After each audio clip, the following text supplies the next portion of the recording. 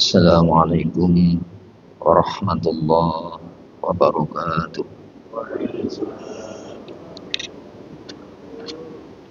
Innal hamdalillah nahmaduhu wa nasta'inuhu wa nastaghfiruh wa na'udzu billahi min syururi anfusina wa min sayyiati a'malina.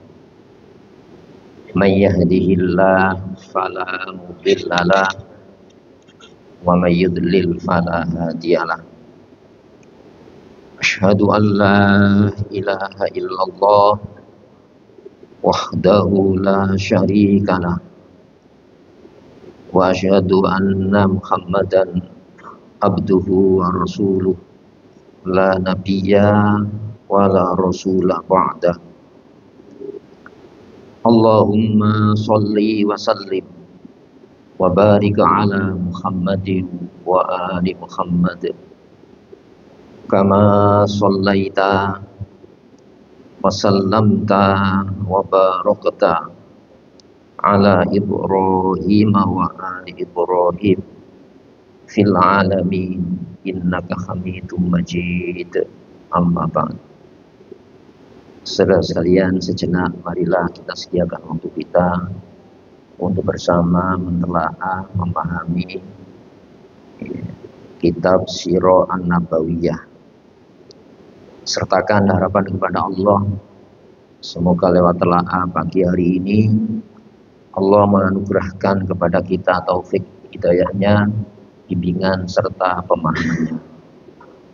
Untuk itu, marilah kita buka telaah pagi hari ini dengan Al-Basmalah.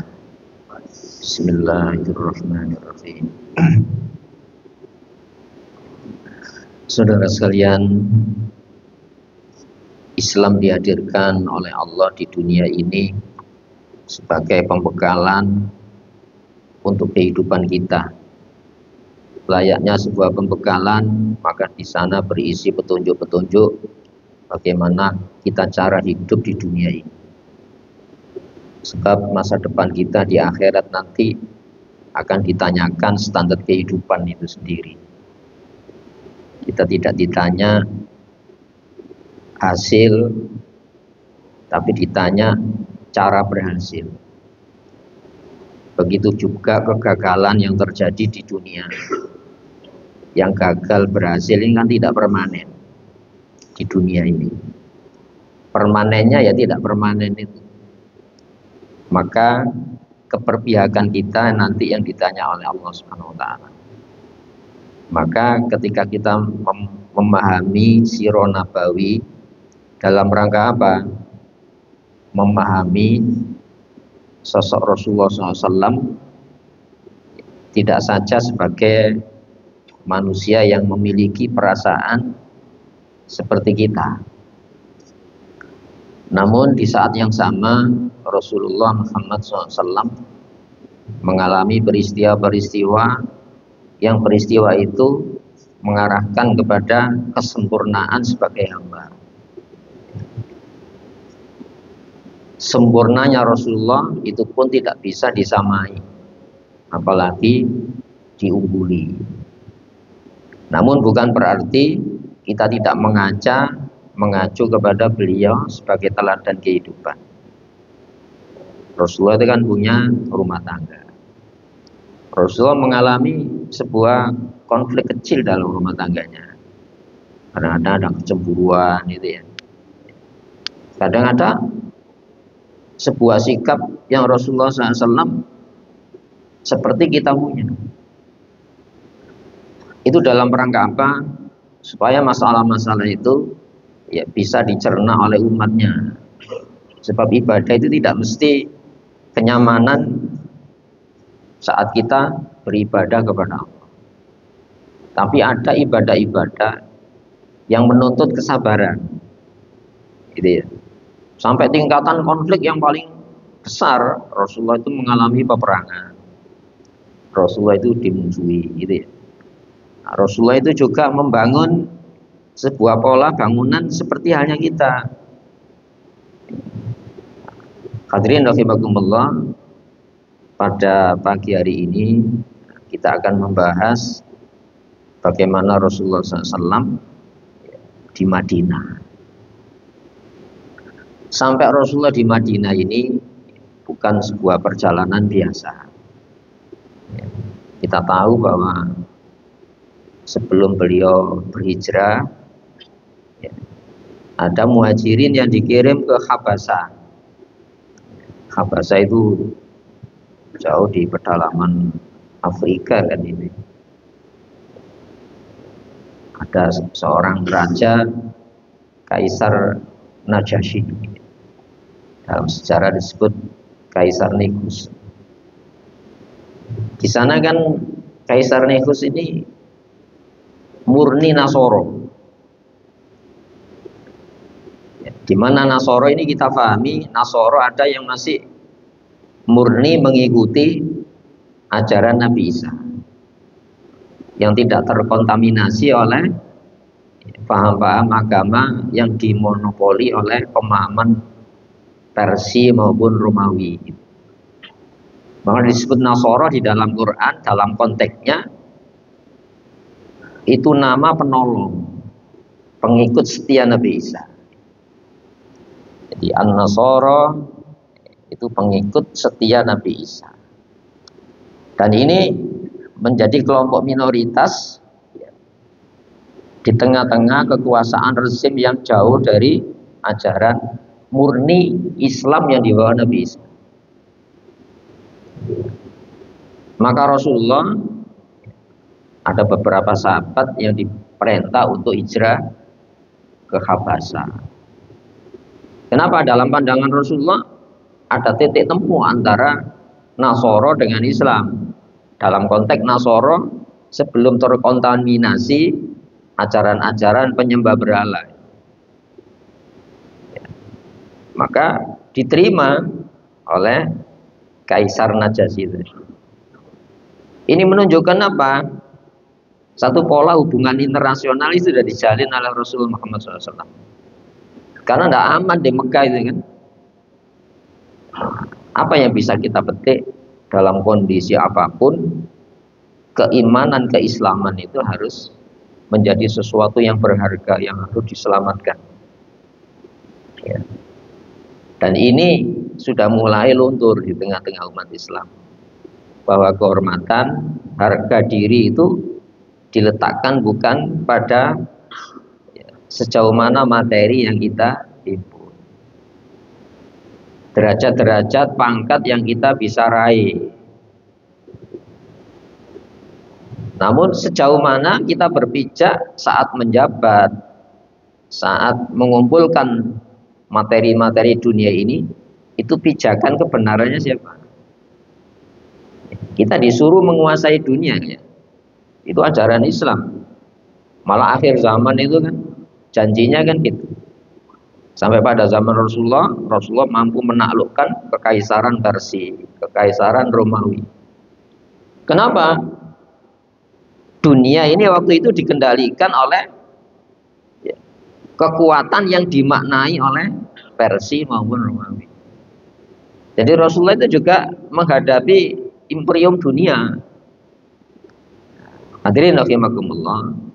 Maka kembali kepada Rasulullah sebelum hijrah.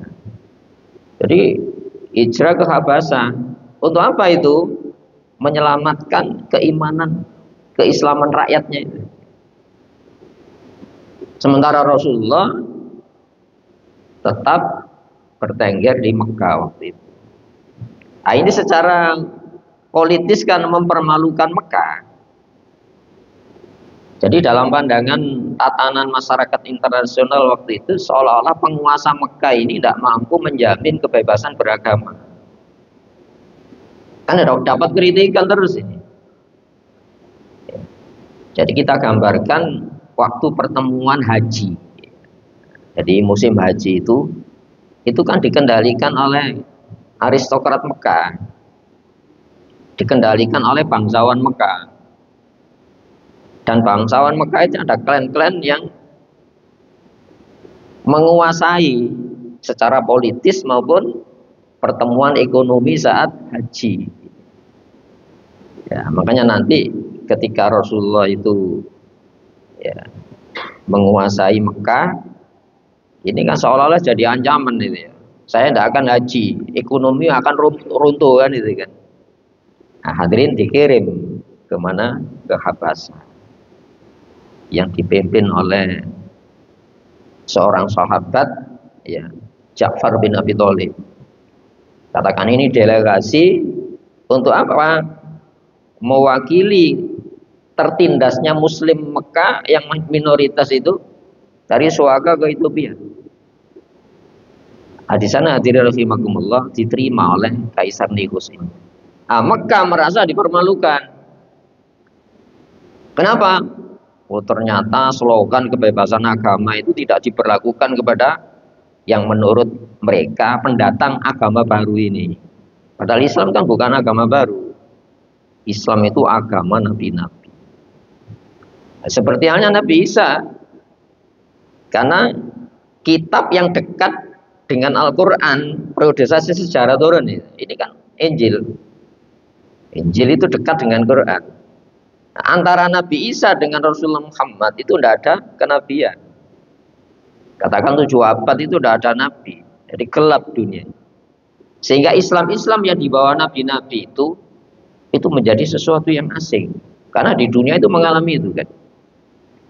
Maka dikirim ke Ethiopia ini, diterima ya dengan layaknya seorang utusan kepala negara. Ya, sampai sekarang kan berlaku itu ya. Ketika ada seseorang minta suaka ke kedutaan itu ya, biasa itu. Untuk dilindungi, kenapa? Terancam oleh penguasa yang dimana dia menjadi warga. Masuk wilayah kedutaan tidak boleh ganggu. Maka hadirin rahimakumullah, orang-orang Mekah ini tidak terima kondisi ini. Ini Muhammad ini mempermalukan kami itu ya. Seolah-olah para bangsawan yang mengendalikan percaturan Mekah sampai memelihara peribadatan haji, mempersiapkan penginapan, mempersiapkan konsumsi pendatang haji ini kan orang Mekah ini. Maka ngutus delegasi kemana? Ethiopia ini. Di sana terjadi dialog. Ya, ada seorang sahabat itu ya, yang mewakili dialog dengan utusan Mekah. Seolah-olah saya minta kembali warga saya. Ya. Kaisar Najasyi kan bertanya, loh, sampai keluar negeri minta suaka politik ada apa gitu. Maka dikorek. Ini agama pendatang baru ini memperolok Rasul Nabi Isa. Ini ya. Jadi dia menentang konsep salib, menentang keyakinan pembunuhan Nabi Isa alaihissalam. Maka dikorek, nggak benar semacam itu. Maka dibacakan surat Maryam itu. Kaget Kaisar Negus itu. Ada surat yang membicarakan ibundanya Nabi saya. Itu ya. Menurut pemahaman gimana tentang Isa? Oh, Isa itu Nabi Allah. Dalam kitab kami, Nabi Isa sendiri mengatakan, Inni Abdullah. Aku hanyalah seorang hamba, bukan Tuhan. Atani Alkitab, aku dikasih pembekalan kitab, yaitu Injil. Wa ja'alani nabiyya, dan Allah menjadikan aku seorang nabi. Bukan Tuhan seperti yang diyakini Kristen yang sudah terkontaminasi oleh pemahaman orang-orang musyrik. Sebab dalam pandangan Al-Quran, konsep Trinitas itu bukan asli agama Islam, bukan agama yang diterangkan Injil, itu bukan. Nah, termasuk wa ma qataluhu wa ma sholabuhu. Itu pandangan Islam. Mereka tidak membunuh Nabi Isa. Ya. Wa ma sholabuhu, apalagi menghina dengan menyalibkan. Wa ma qataluhu yakina walakin syubbiya lahum wa ma qataluhu yakina. Ya. Akan tetapi pengkhianat Nabi Isa itu yang disamakan wajahnya dengan Nabi Isa. Ya. wa ma qata'uhu yakina. Dan mereka sampai hari ini, kata delegasi ya Muslim yang minta suaka tadi, mereka tidak membunuh dengan keyakinan penuh. Ragu berarti. Ini kan menyentuh perasaan Kaisar Najasyi, iya. Karena dia masih murni, gitu ya. Maka bagaimana ibundanya Nabi Isa? Oh, itu wanita yang suci.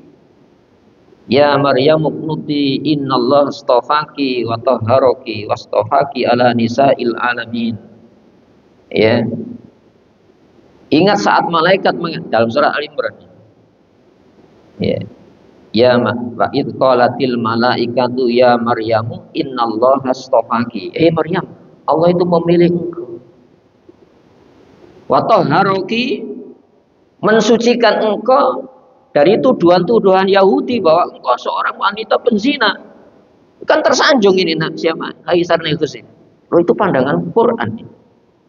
Ya. Wastafaki ala nisa'il alamin. Allah memilih atas seluruh wanita yang ada pada zamannya. Ini berarti kan tuduhanmu tidak ada argumentasi yang bisa dibenarkan bahwa yang mencari suaka ke wilayah kekuasaan saya ini pengkhianat bangsanya kan. Waktu itu nangis itu Kaisar Najasyi, disebutkan dalam Al-Quran. Ketika dibacakan Al-Quran, taro'a yunahum tafidhu minat dam'i. Ketika dibaca Al-Quran ini, waktu itu surat Maryam ini, kau lihat Kaisar ini ya, menitikkan air mata, berlinang air mata. Lalu mengatakan apa? Bagaimana saya tidak beriman kepada Al-Quran, padahal Al-Quran ini yang saya tunggu-tunggu sebelumnya. Itu kan? Wa kanu min qablu yastaftihuna 'alal ladzina kafaru. Sebelum turunnya Al-Quran ini, mereka ngorek kepada Mekah itu. Sebab di dalam Injil itu disebutkan lokasi diutusnya Nabi Isa antara Mekah Madinah itu. Ini berarti wilayah Sam kan? Wilayah Sam. Ya. Jadi kalau Nabi akhir zaman itu turunnya antara Mekah Madinah. Makanya tanah-tanah itu dibebaskan oleh pengembang. Pengembang siapa? Yahudi. Ya, yang disebut Yasrib itu ya. Itu tuan tanah ini. Untuk apa? Menanti hadirnya Nabi akhir zaman. Itu tokoh-tokoh Nasara pada zamannya. Yakin. Sebab Rasulullah disebut dalam Injil Taurat. Maktuban indahumut Taurat wal Injil. Nama itu sudah tercantum di dalam Taurat maupun Injil. Sebab Rasulullah itu pelanjut risalah Injil. Injil pelanjut risalah Taurat. Ya, yang dalam bahasa Rasulullah itu nahnu ma'asirul anbiya abna'u allat. Kami nabi-nabi ini diibaratkan seorang anak ya yang bapaknya satu, ibunya lebih dari satu. Jadi anak tunggal bapak. Berarti kami ini nabi-nabi semacam itu. Artinya apa? Tauhidnya satu sama syariat ajaran pribadi sosialnya berbeda. Tapi kami ini lahir dari utusan Allah Subhanahu wa taala kami. Nah, maka hadirin rahimakumullah, Kaisar Negus ini masuk Islam waktu itu. Saya tidak akan melepas ya utusan Muhammad itu ya. Walaupun kau ganti dengan gunung emas. Apa itu? Jadi ditahan, kamu tinggal di Habasah ini sekehendak kamu. Nah, itu makanya ketika Kaisar Najasyi meninggal, itu Rasulullah kan sholat gaib. Karena diberitahu oleh Jibril, saudaramu Najasyi meninggal. Karena nggak ada yang nyolati di sana. Karena kaisarnya Muslim, rakyatnya dibiarkan tetap beragama sesuai agama sebelumnya. Nah, di sini hadirin rahimakumullah, apa yang kita bisa petik bahwa Islam itu semangat mencari titik temu agama-agama. Akar konflik itu diabaikan. Tapi al-Islam itu konsep kehidupan yang harus disampaikan. Itu ya. Sampai tidak ada agama yang menekankan dialog kecuali Islam. Di dalam surat Ali Imran, ya ahlal kitab, pemilik kitab, itu kan panggilan simpatis itu ya. Pemilik kitab, kamu kan punya Taurat, kamu kan punya Injil. Walaupun ini dipegang oleh tokoh-tokoh agamanya, hanya disampaikan yang menguntungkan dunianya, disimpan yang menguntungkan dunianya, yang tidak menguntungkan ya tidak disampaikan. Coba tanya kepada tokoh agama, ta'alu ila kalimatin sawa, mari kita kepada titik temu. Apa titik temu agama-agama ini? Ya, Allah na'budu illallah, bahwa kami, kita ini tidak menghamba kecuali hanya kepada Allah. Coba Nabi Isa, itu ya, aku datang bukan merombak hukum Taurat, tapi menggenapkan. Itu ya, sampai di dalam Al-Quran disebutkan, ya Isa, a'anta qulta linnas ittakhiduni wa ummiya min dunillah. Hei Isa, apakah pernah kau mengatakan jadikan aku dan ibuku Tuhan selain Allah? Apa jawabnya Nabi Isa? Subhanaka, maha suci engkau ya Allah. Jangankan kata-kata, dalam hati saya itu tidak ada perasaan semacam itu. Ma'akulu malaisa li bihaqqin. Aku tidak pernah mengucap yang itu bukan hak saya, mengatakan jadikan aku dan ibuku Tuhan. Itu ya. Nah, itu hadirin rahimakumullah. Maka apa titik temunya itu? Allah na'budu illallah. Kita tidak menghamba dalam hidup kita kecuali Allah dengan penghambaan Islam. Wala yattakhidhu ba'duna ba'dun arbabam min dunillah wala nusyrika bihi syai'a. Kita ya tidak pernah menyekutukan Allah. Makna menyekutukan itu apa? Menyertakan. Padahal orang Nasoro itu nyembah Allah apa enggak? Nyembah Allah. Tapi disertakan konsepsi yang bukan dari Injil. Trinitas itu tidak ada dalam Injil, tidak ada. Apalagi Allah bersemayam pada hamba, tidak ada. Coba lihat. Tapi kan tidak mau mengeluarkan data kebenaran Injil Taurat ini. Kenapa? Tokoh-tokoh agama sudah mengalihfungsikan, mengajak pengikutnya kepada dunia. Bukan kepada Allah sebagai tujuan masa depan akhirat, Islam sebagai jalan hidup. Ya, itu ya. Kemudian fa'in tawallau, kalau kamu tidak mau kepada titik temu ini, ya fakulu syadu, tegaskan ya muslim, ya, bi anna muslimun, kami ini muslim. Di mana Islamnya? Allah sebagai tujuan hidup, Islam sebagai cara hidup, masa depan kita itu akhirat. Itu titik temu ini. Itu ya. Titik temu kita apa? Masa depan akhirat. Ya, jalan menuju masa depan itu Islam, syariat Islam. Tujuannya apa? Allah, kita ini tujuannya supaya diakui hamba. Nah, hadirin rahimakumullah, maka Najasyi mengatakan apa? Saya tidak akan melepas walaupun dipaksa oleh tokoh-tokoh Quraisy untuk mengembalikan orang yang meminta suaka ini, walaupun bangsawan Quraisy mau mengganti dengan gunung emas, saya tidak akan lepas ini. Hadirin, itu yang seharusnya ada di dalam dada kita, bahwa kehormatan itu bukan bagaimana kita menguasai dunia ini, tapi bagaimana kita berdunia ini dengan cara Islam. Kuasai, tapi jangan sampai kau dikuasai dunia. Loh, khalifah-khalifah Islam itu kan menguasai dunia. Secara politis kan menguasai dunia itu. Sampai kesultanan yang ada di Jawa, kesultanan yang di Makassar, kesultanan yang ada di seluruh antero Nusantara sebelum lahir Indonesia itu kan penguasa-penguasa muslim. Tapi mereka itu mengendalikan, bukan dikendalikan oleh dunia. Ini ya. Jadi Islam itu bersinggungan langsung, malah punya landasan bagaimana kita menguasai dunia. Tapi jangan sampai dikuasai dunia. Hadirin rahimakumullah. Sehingga Rasulullah, mari kita analisa, itu menggugah sebuah pola hubungan internasional waktu itu. Islam ini loh yang saya tampilkan. Ini agama universal, bukan agama klaim Arab. Apalagi sekarang kan diciptakan itu. Ini agama Arab. Ada Islam Nusantara, kayak mana? Itu ya. Mari kita kembali kepada satu konsep orisinil bahwa tujuan kita ini Allah. Masa depan kita itu akhirat, jalan menuju akhirat jangan disertakan kecuali jalan Islam. Itu ya. Nah, disinilah hadirin rahimakumullah. Akhirnya apa yang terjadi dengan pola Rasulullah mengutus utusan mencari suaka politik itu secara tidak langsung, secara diplomasi Rasulullah itu unggul. Supaya apa? Menjadi pelajaran bagi penguasa Mekah, jangan semena-mena ya masalah-masalah membatasi kebebasan beragama ini. Nah, kemudian liku-liku terakhir ada perintah hijrah. Hijrahnya Rasulullah itu kan apa?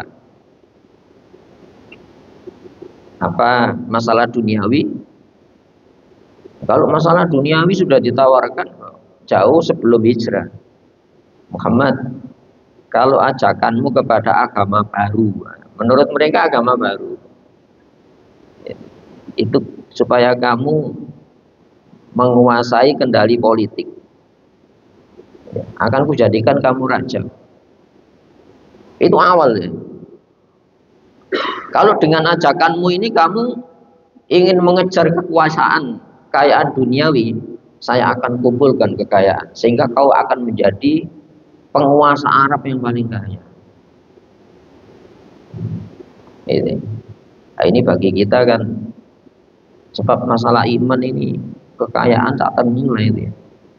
Innalladzina kafaru wa matu wa hum kuffar, dalam surat Ali Imran 91 itu.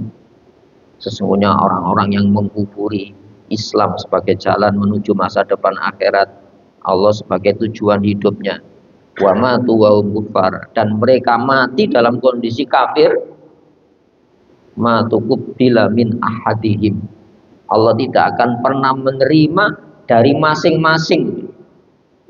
Berapa itu ya? Orang-orang yang mati kafir ya, berapa jumlahnya itu? Mungkin sudah bisa triliun ini, mulai zaman Nabi Adam sampai hari ini.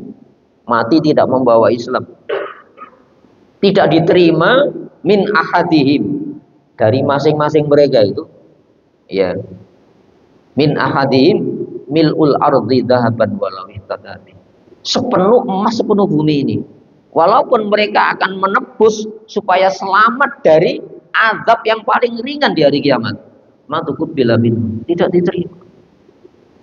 Wa huwa fil akhirati minal khasirin, dia termasuk pelaku-pelaku kerugian. Itu bobot nilai iman, keyakinan yang ada di dalam diri kita. Dan ini harus menjadi apa? Sebuah landasan pemahaman. Manusia itu bukan ditentukan oleh apa yang menempel. Bisa tanda-tanda pangkat, kursi yang diduduki, tapi muslim, keimanan, keislaman, ini yang harus dipelihara, dijaga.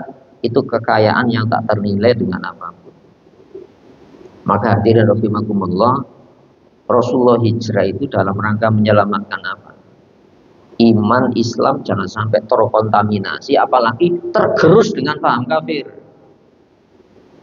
Nah, sekarang yang digagas itu ya, mencari titik temu agama-agama, tapi tidak yang orisinil dari Islam. Apa? Korbankan konsep-konsep agama kamu.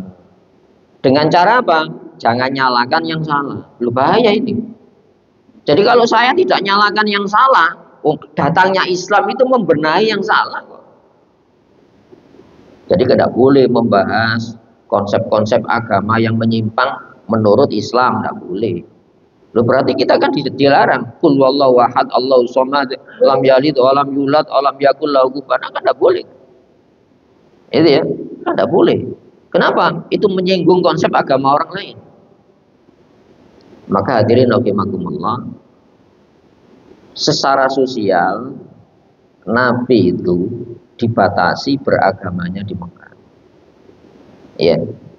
Tapi di saat yang sama Rasulullah diperintahkan membenahi sesuatu yang salah. Gimana? Kita menerima enggak ini konsepnya? Kamu jangan menyalahkan yang salah. sebagai jaminan kamu hidup di Mekah dengan fasilitas itu tadi. Kujadikan raja Arab, kukayakan, ya tidak ada raja yang lebih kaya seperti kamu. Tapi hentikan dakwah ini, tidak bisa Rasulullah. Berarti kan tidak aman ini ya. Ya. Tawarannya ditolak, bisa diterima kalau menuruti ajakan-ajakan bangsawan Mekah. Hadirin rahimakumullah, Rasulullah diperintah oleh Allah hijrah dalam rangka apa? Menyelamatkan tadi. Mungkin Rasulullah kuat, rakyatnya gimana? Itu pernah diembargo ya Rasulullah. Diembargo tidak salah 6 bulan ini. Tidak boleh terjadi kontak sosial, kontak personal antara orang-orang Mekah yang dikendalikan bangsawan Mekah dengan orang Muslim. Tidak boleh ada jual beli, tidak boleh ada pernikahan, terisolir ini, masya Allah. Itu sampai sahabat itu, ya, sandalnya kan kulit itu. Jadi itu direndam sama air sampai melepuh itu baru dibakar, dimakan. Pertanyaannya gini, lu kita mengenal Islam itu lewat mereka. Coba bayangkan, dalam kondisi aman kita lupa peletak dasar tauhid, orang-orang yang membimbing mengenal masa depan akhirat, jalan Islam, tujuan Allah. Coba kita bandingkan dengan mereka. Jangan jauh-jauh lah. Pendiri negeri ini, coba Pak Dirman ini, Sudirman, orangnya kerempeng, sakit paru-paru sebelah rusak, itu memimpin perang gerilya. Apa yang diselamatkan Pak Dirman? Pak Dirman itu orang yang ngerti, sebab mereka itu wala yazaluna yuqatilunakum hatta yaruddukum an dinikum. Mereka itu akan melancarkan peperangan kepada kamu, hei muslim, sampai kamu murtad dari agama kamu. Jauh sebelum Pak Dirman bagaimana di Diponegoro? Diponegoro itu Raja Mataram. Kalau tidak berseberangan dengan kolonial tetap jadi raja dia. Bandingkan dengan raja-raja yang lain. Dia ngangkat senjata, menggerakkan seluruh ulama Jawa ini. Kenapa? Nanti akan dimurtadkan generasinya. Hadirin rahimakumullah, sampai dibuang ke mana? Makassar. Coba dilihat di benteng Belanda Makassar. Kerangkengnya seperti kerangkeng singa. Tempatnya lembab. Saya pernah lihat itu. Ada satu apa? Lampu top itu kecil ya. Masya Allah, singanya pernah dikerangkeng di sini untuk menyelamatkan iman generasinya. Yang iman itu tidak ternilai dengan dunia seisinya seperti surat Ali Imran tadi. Maka hadirin rahimakumullah, Rasulullah tidak mungkin bertahan di Mekah. Ya. Maka ada hijrah. Perintah Allah Subhanahu wa taala. Tapi kan tidak mulus perjalanannya, sebab mereka itu punya prinsip gini, kita dipermalukan di Habasah, masa kita akan dipermalukan di Madinah lagi? Jangan sampai kecolongan 2 kali. Jadi sebelum berangkat ke Madinah ini, rumah Rasulullah dikepung. Tidak boleh lolos seperti halnya kita pernah kecolongan hijrah ke Habasah. Hadirin rahimakumullah. Maka ada ide gagasan para tokoh Mekah, karena kehidupan kalian di Mekah itu kan masing-masing suku bertanggung jawab keselamatan sukunya kan. Kalau ada satu anggota suku terbunuh, maka itu bisa memicu perang suku ini. Maka di Darun Nadwa, kalau kita umroh atau haji pasti dibimbing ini Darun Nadwa dulu di sini. Kalau sekarang itu seperti lembaga DPR. Darun Nadwa itu kalau di desa kan balai desa ya, untuk merundingkan ya strategi bagaimana kehidupan bersuku ini. Caranya gimana? Kalau dibunuh dan tahu siapa pembunuhnya, pasti dituntut balas oleh Banu Hashim. Rasulullah kan dari Banu Hashim, sukunya Quraisy. terjadi musyawarah. Jadi iblis itu juga terlibat ya. Ya, gagasan-gagasan yang diberikan kepada musuh-musuh Islam. Nah, kita kan punya malaikat. Jadi malaikat itu juga memberikan inspirasi-inspirasi yang membimbing. Setan juga memberikan masukan-masukan yang menyesatkan. Gini caranya. Masing-masing suku, ya, klan itu harus ngirim seorang pemuda. Karena kan 12, ya harus 12 pemuda yang dikirim. Untuk apa? Membunuh Rasulullah Muhammad SAW. Supaya tidak ada tuntutan. Ya. Tapi Rasulullah juga dibimbing oleh Allah Subhanahu wa taala. Ini ya. Jadi yang menempati tempat tidur Rasulullah itu Sayyidina Ali. Sayyidina Ali. Nah, waktu itu Rasulullah keluar dikepung semalam itu, ya. Dalam surat Yasin kan ya. Wa ja'alna min baini aydihim saddaw wa min khalfihim saddaw fa aghshaynahum fahum la yubsirun. Jadi kujadikan di depan di belakang mereka itu tirai penutup. Itu Rasulullah ngambil pasir. Iblis itu belum tertidur waktu itu. Itu kekuatan Islam. Jadi ketika kita bicara di pihak Allah, jangan mengabaikan hal-hal yang spiritual. Kita harus habis sholat ada zikir. Itu ya. Itu dalam rangka apa? Yang membentengi ini. Di dalam Al-Quran disebutkan, itu ya, lahu mu'aqibatum min baini yadayhi wa min khalfihi yahfazunahu min amrillah innallaha la yughayyiru ma biqaumin hatta yughayyiru ma bi anfusihim. Bagi manusia mukmin itu ada penjaga yang bergantian depan belakang mereka. Jadi di depan ada penjaga, di belakang ada penjaga. Yahfazunahu, yang menjaga manusia, min amrillah, itu instruksi dari Allah.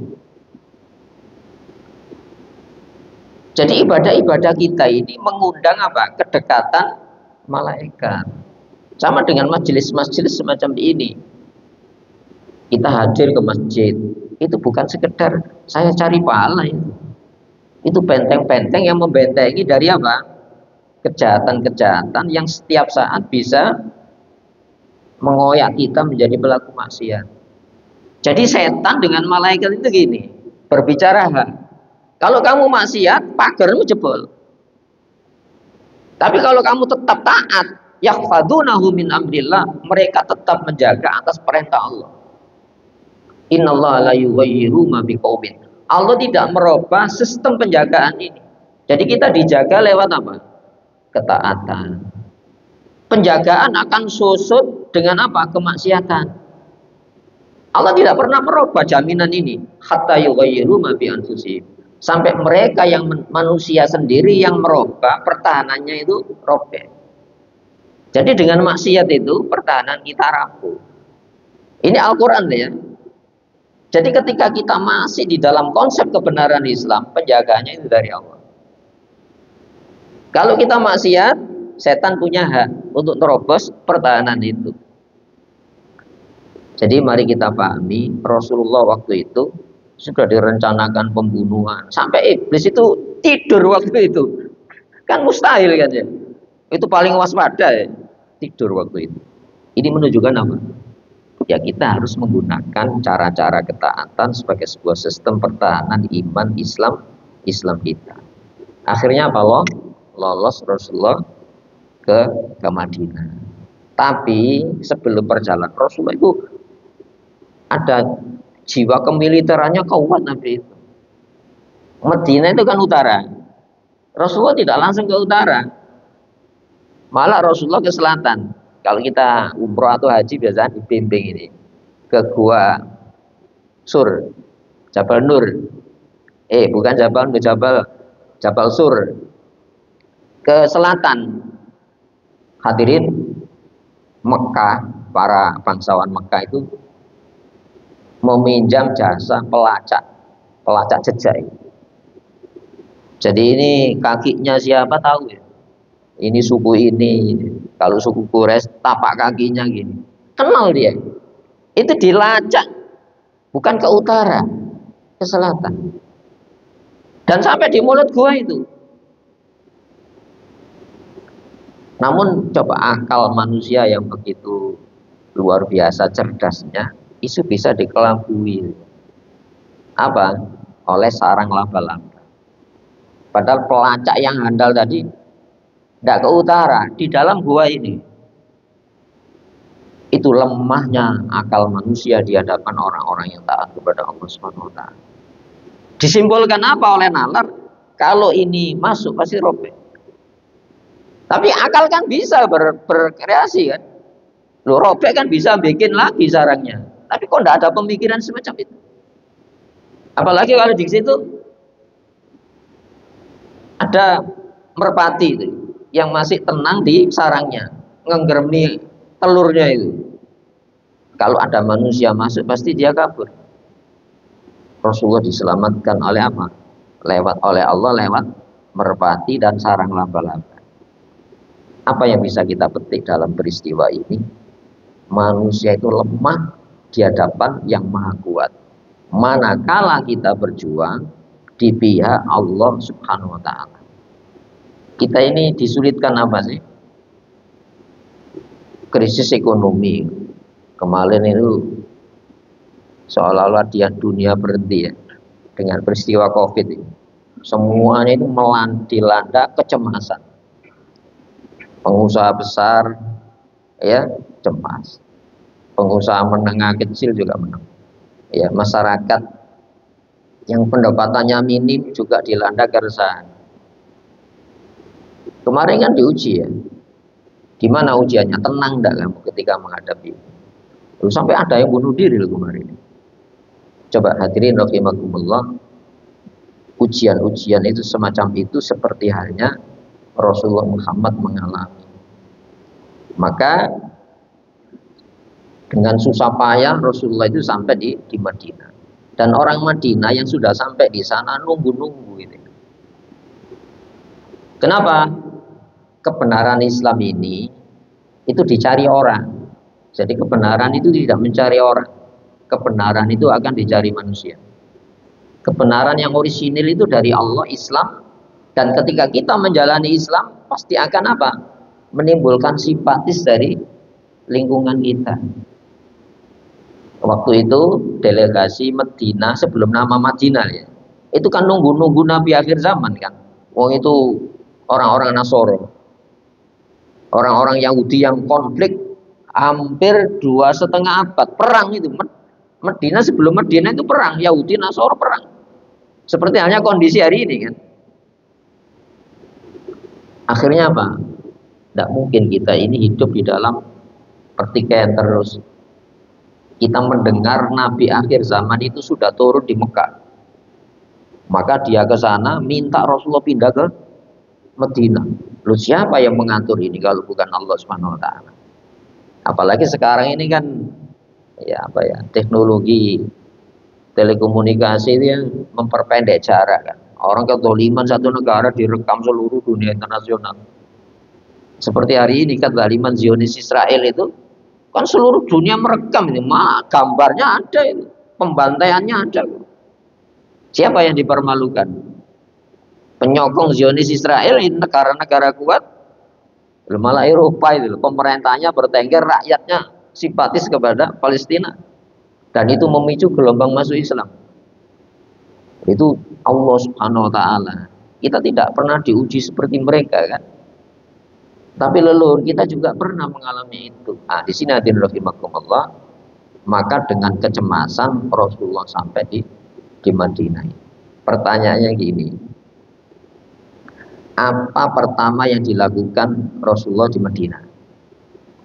Nah, kalau sekarang ada pemerintahan baru ya, yang dihasilkan dari sebuah konflik, itu kan pemerintah ini kan punya trik gitu ya, atau mungkin membuka atau mengirim delegasi untuk meminta pengakuan rezim baru Ya, nah, Rasulullah pertama kali bukan itu yang dilakukan. Pertama yang dilakukan Rasulullah apa? Membangun masjid. Membangun masjid. Sebab kita ini butuh tempat. Yang tempat itu pertemuan yang bukan diundang oleh sesama kita. Hebat Muslim itu ya. Cuma agama-agama selain Islam, tempat ibadahnya kan marat-marit. Artinya marat-marit itu tidak ada secara protokoler ini ngadep kemana, tidak ada. Coba Muslim pertemuannya itu tempat lokasi yang ini bukan dibikin sebagai penyatu oleh sesama manusia. Nah sekarang ini kan tempat-tempat pertemuan kan dibutuhkan ya untuk mempersatukan visi misi, tempat berdiskusi, bermusyawarah. Kita punya masjid yang undangannya itu bukan RT RW ya. Siapa yang undang? Orisinil Allah. Coba ada 5 kali sehari. Kita harus punya kebanggaan itu. Tidak ada agama yang semacam ini, tidak ada. Itu ya, yang manggil Allah ya. Nah, inilah asas dasar fondasi kesatuan Islam masjid. Maka masjid ini harus dijaga. Jangan sampai ada upaya-upaya mempercerai-berai persatuan umat Islam. Perbedaan fikih itu biasa. Tapi jangan sampai justru kajian-kajian itu justru merapuh persaudaraan Islam. Jangan sampai. Mencari titik temu ini. Oh, perbedaan fikih biasa. Ya. Kadang-kadang kita ini bisa toleran dengan orang kafir, dengan sesama muslim tidak bisa toleran sama sekali. Nah, Rasulullah membangun masjid itu perintah Allah SWT. Sampai panggilannya saja Rasulullah kan nabi ya. Minta kepada Allah tahu, dimusyawarakan. Coba menurut kamu gimana? Itu artinya apa? Nabi itu dalam hal-hal apapun sendiri bisa memutuskan. Nabi tetap bermusyawarah. Kalau menurut kamu gimana panggilan untuk sholat? Kalau saya bakar api, makanya disebut ada manaro. Manaro itu tempat bakar api kan. Tapi fungsionalnya sudah ditiadakan. Dari kata nar, itu kan api. Manar itu tempat pembakaran api. Jadi uapnya ini bisa dilihat dari kejauhan. Ini waktu bertemu. Maka diganti azan. Oh kalau kamu gimana? Kalau saya beduk. Jadi ada gendang besar itu ditabuk untuk menyatukan umat supaya kumpul di masjid. Ada sahabat waktu itu, memang mimpinya sahabat ya. Nabi tadi malam itu antara terjaga dengan tidur, kesadaran saya itu kok mendengar bunyi gini. Apa bunyinya? Allahu Akbar, Allahu Akbar. Asyhadu an la ilaha illallah. Asyhadu anna Muhammad. Ini petunjuk dari Allah. Jadi Rasulullah menjustifikasi itu dari Allah. Itu orisinil dari Allah. Coba kita punya panggilan semacam itu. Makanya ketika kita dipanggil azan itu kalau tidak bisa datang itu gimana ya? Itu panggilan jiwa, panggilan ruh. Hadirin rahimakumullah, itu pertama bangun masjid. Kemudian apa? Yang nomor 2 itu mempererat persaudaraan antar muslim. Al-muwafaq bainal muslimin, mempererat tari ikatan jiwa dengan muslim. Maka di dalam masjid itu seharusnya terbangun apa? Sebuah pola mengikat kesadaran kita sebagai muslim. Itu ya. Gimana caranya? Ya harus ada pemahaman-pemahaman tentang nilai-nilai Islam, nilai-nilai kesadaran iman. Ya, sampai Nabi itu turun ayat khusus ya, tentang masjid dalam surat At-Taubah. Ayatnya 18 ini. Itu pengakuan iman ternyata. Orang yang mengaku muslim mukmin tidak ada waktu ke masjid, itu legalitas imannya bisa dicabut. SK-nya itu harus kita dapat. Innama ya'muru masajidallah. Sesungguhnya tidak lain orang-orang yang memakmurkan masjid Allah itu apa itu? Man amana billah. Orang-orang yang iman kepada Allah. Jadi kita perlu meneguhkan SK ini. Sebab kalau tidak ada kehadiran ke masjid itu rawan untuk apa? Murtad dari Islam. Innama ya'muru masajidallah man amana billah. Tidak lain yang memakmurkan masjid itu hanyalah orang-orang yang beriman kepada Allah. Wa aqamas shalat, menegakkan salat. Wa atas zakat, menunaikan zakatnya. Berapa miliar zakat mal yang sudah kita bayar? Kalau tidak ada kepedulian ke masjid itu rawan. Imannya masih labil. Wal yaumil akhir, keyakinan akan masa depan kiamat, hari akhir. Kita punya masa depan, tapi kan bisa melemah kalau tidak ada waktu khusus datang ke masjid. Walam yakhsha illallah. Nomor 5 apa jaminannya? Dicabut rasa takut dan ditetapkan hanya takut kepada Allah Subhanahu wa taala. Jadi orang yang memakmurkan masjid itu luar biasa jaminannya, sampai 5 itu dalam Al-Qur'an. Maka pertama yang dibangun Nabi itu adalah masjid. Yang di dalam masjid itu terjadi pengakuan iman. Ini dari Allah ya. Coba kalau kita kumpul di masjid, itu kata Rasulullah gimana? Ma istama'a qaumun fi baitin min buyutillah. Tidaklah kaum berkumpul di masjid Allah. Ya. Yadkurunahu wa yatadarasunahu, yang menyebut-nyebut Allah, mengkaji agama Islam. Apa jaminannya? Illa hafathumul malaikat. Dikerumuni malaikat. Wa ghasyiyatuhumur rahmah, kasih sayang Allah akan meliputi. Dikerumuni malaikat, turun sayangnya Allah. Itu jaminan apa? Wa nazalat alaihimus sakinah, turun ketenangan. Ketenangan itu diturunkan. Tempatnya mana? Di hati kita. Tapi lokasinya di mana? Bukan di kafe, tapi di masjid. Ini Al-Qur'an ya. Dan ditunjang oleh sabda Nabi itu tadi. Itu ya. Maka wa dzakarallahu fi man indahu. Ini sebuah forum pertemuan yang disebut-sebut Allah di langit sana. Kalau kita datang ke pusat-pusat destinasi umpamanya, ini ya ada yang pakai apa di video, pakai selfie barang itu ya.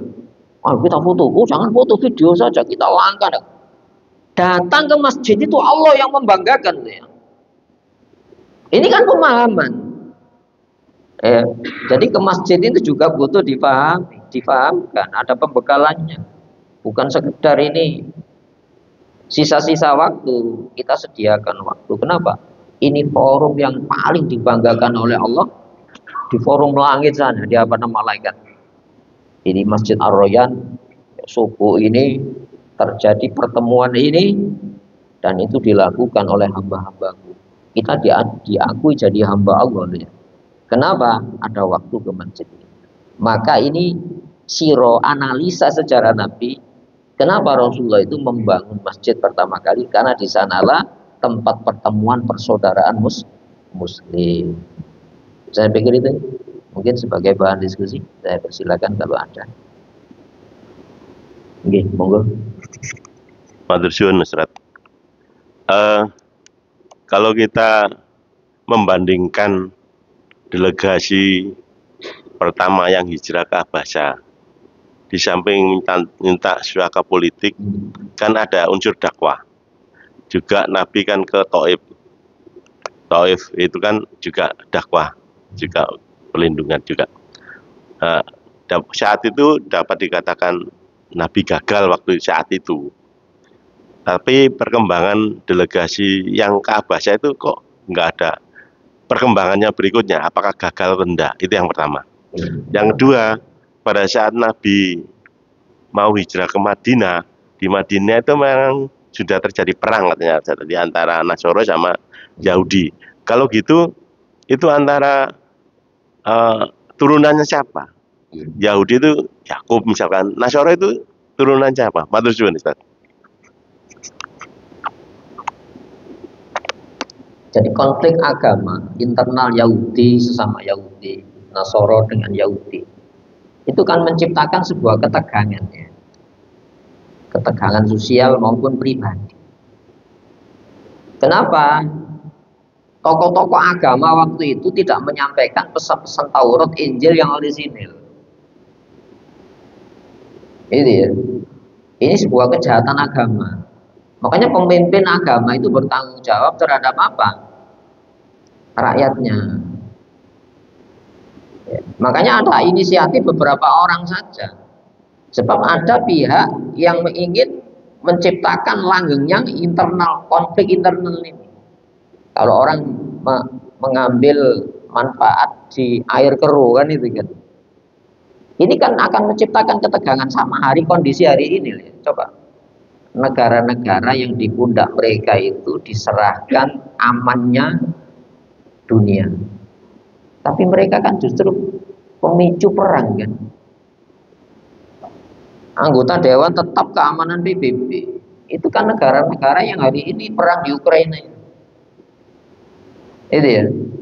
Indonesia kan bukan anggota tetap, tidak tetap keamanannya.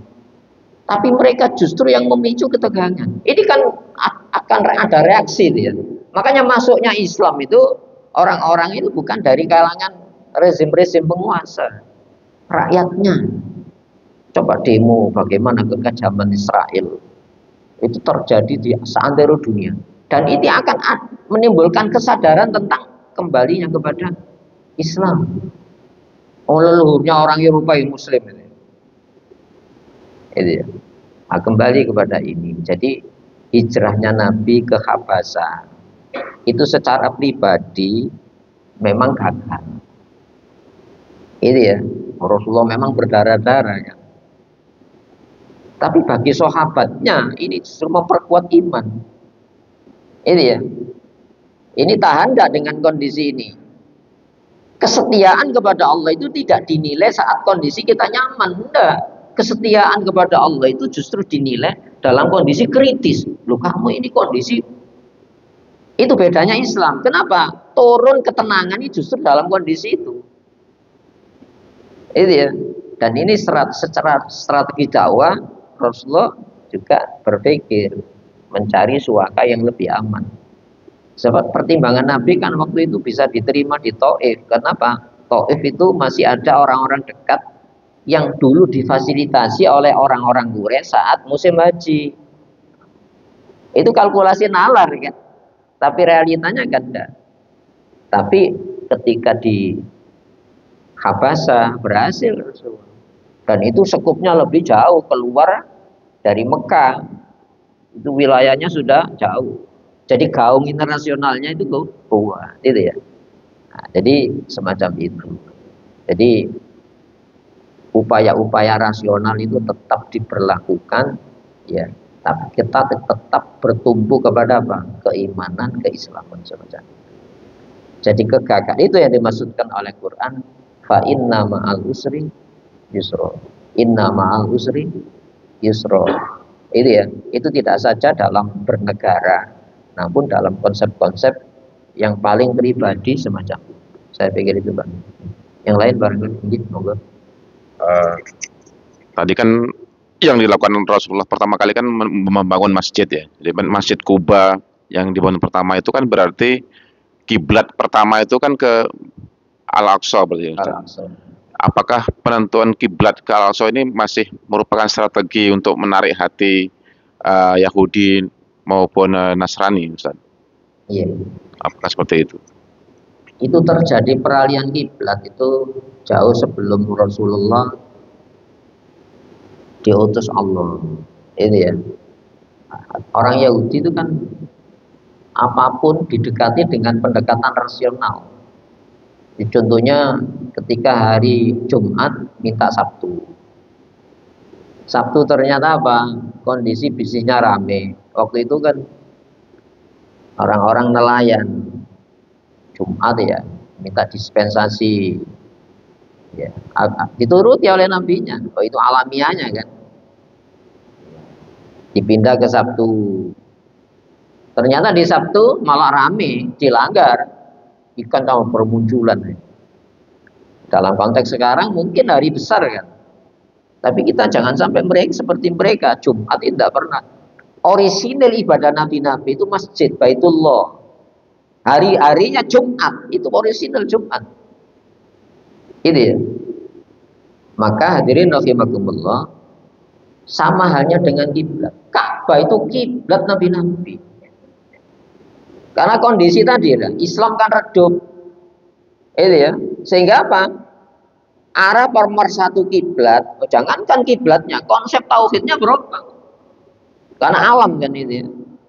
Maka ditutus nabi baru untuk mengembalikan kepada penyatuan kiblat, konsep-konsep tauhid dibenahi lagi untuk dikembalikan kepada yang orisinil asli. Itu nabi-nabi.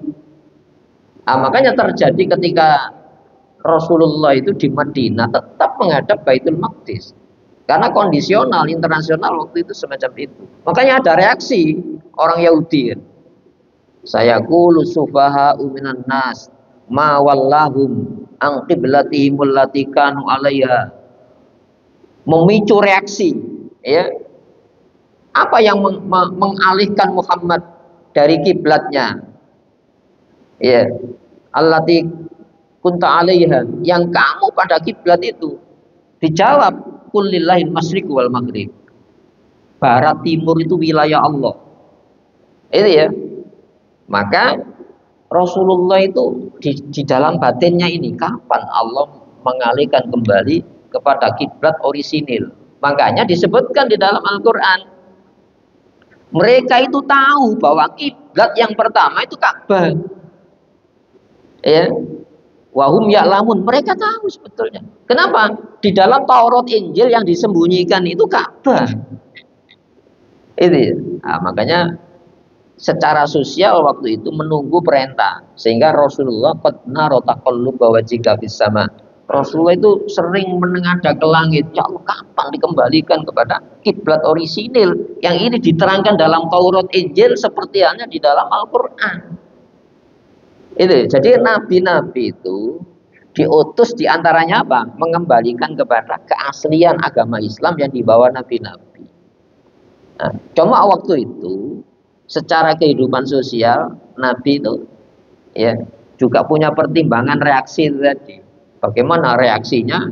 Ya, kalau saya dengan frontal tanpa instruksi Allah mengembalikan ke Ka'bah.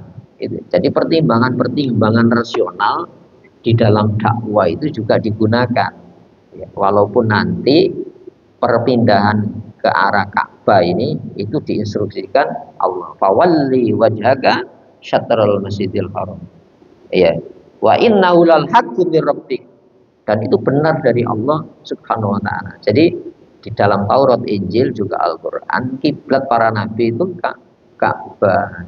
Karena di sanalah ya. Jadi Nabi Ibrahim itu bukan membangun tapi menegakkan kembali reruntuhan Ka'bah. Sebab dalam pandangan al-Islam, inna awwala baiti wudi'a lin-nas lalladzi bi Bakkah mubarrakan. Sesungguhnya rumah ibadah pertama yang dibangun di muka bumi itu Ka'bah. Siapa yang membangun? Ya malaikat. Ya. Di sana di alam atas itu ada Baitul Ma'mur. Di sini ada Baitullah. Nah, kita harus alhamdulillah itu ya. Kita bukan ngarang di dalam agama ini, memang dibimbing oleh Allah Subhanahu wa taala. Saya pikir itu Bang. Nggih, monggo.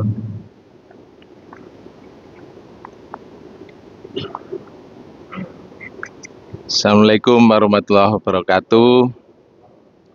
Pak Ustadz, Rasulullah yang dilakukan Rasulullah pada saat pertama adalah membangun masjid.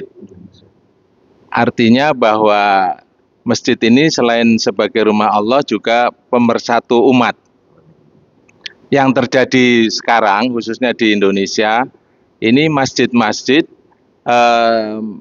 kadang-kadang ada beberapa jamaahnya yang tarik ulur karena ada faksi-faksi yang mereka anut.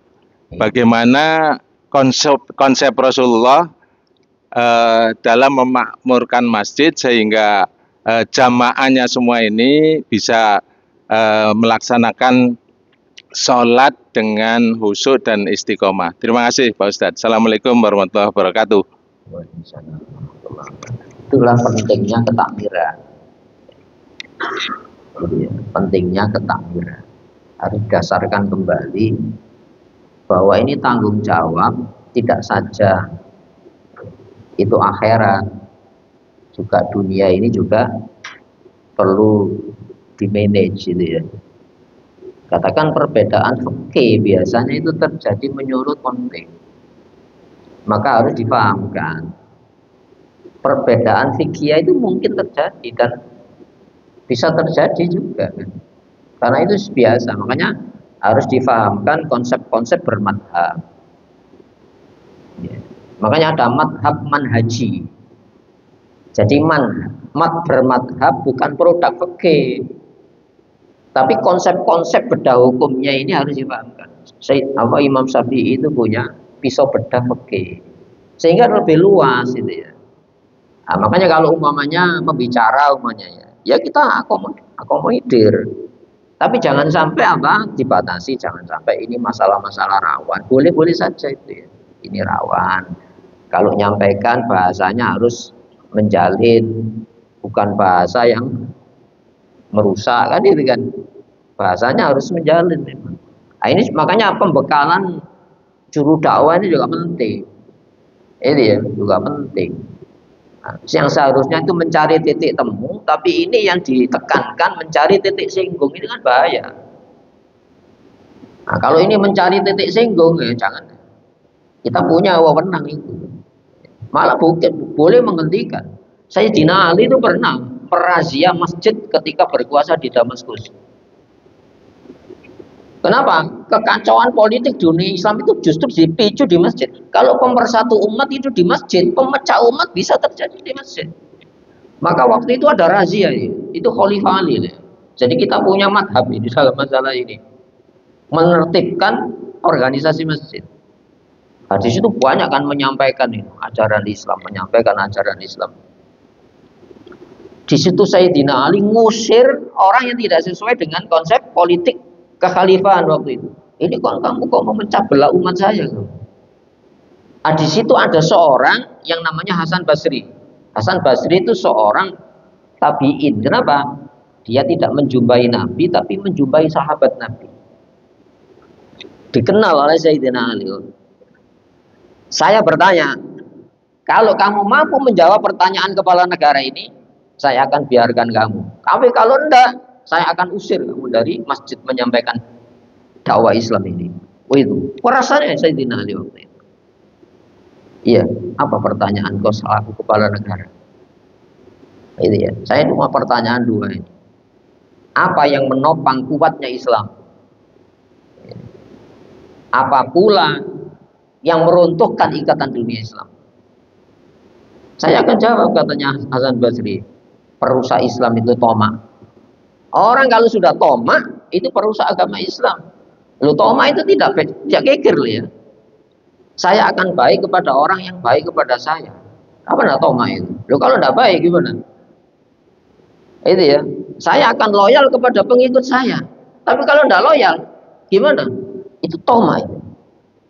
Tomak itu yang merusak agama. Lalu apa yang memperkokoh persaudaraan Islam? Al-waro. Al-waro itu menjaga hal-hal ya yang boleh, tapi kalau berlebihan jadi tidak boleh. Itu ya. Nah, disinilah keseimbangan di dunia Islam. Jadi takmir itu juga boleh punya aturan. Dicatat saja sebagai kesepakatan pengurus. Ini harus gini. Itu ya. Kalau tidak ya tidak masalah. Itu dakwah kan. Kalau tidak sesuai dengan kesepakatan ini tidak boleh. Dan itu sah dalam ajaran Islam. Sebab Rasulullah secara fikih membangun lokasi pemersatu. Tapi di sana juga memungkinkan orang yang akan merusak persatuan persaudaraan Islam. Bisa terjadi. Itu ya. Nah, saya pikir itu Pak. Yang lain barangkali mungkin masih ada. Sambut nih. Marilah kita berdoa kepada Allah Subhanahu wa taala. Semoga yang kita telah diantarkan menjadi hidayah bagi kita. Ya, apalagi kita tadi menganalisa bagaimana Rasulullah Muhammad SAW ya, di dalam mensikapi dakwah yang beliau bawa. Allahumma sholli wa sallim wa barik ala Muhammad wa ala ali Muhammad. Alhamdulillahirabbil alamin.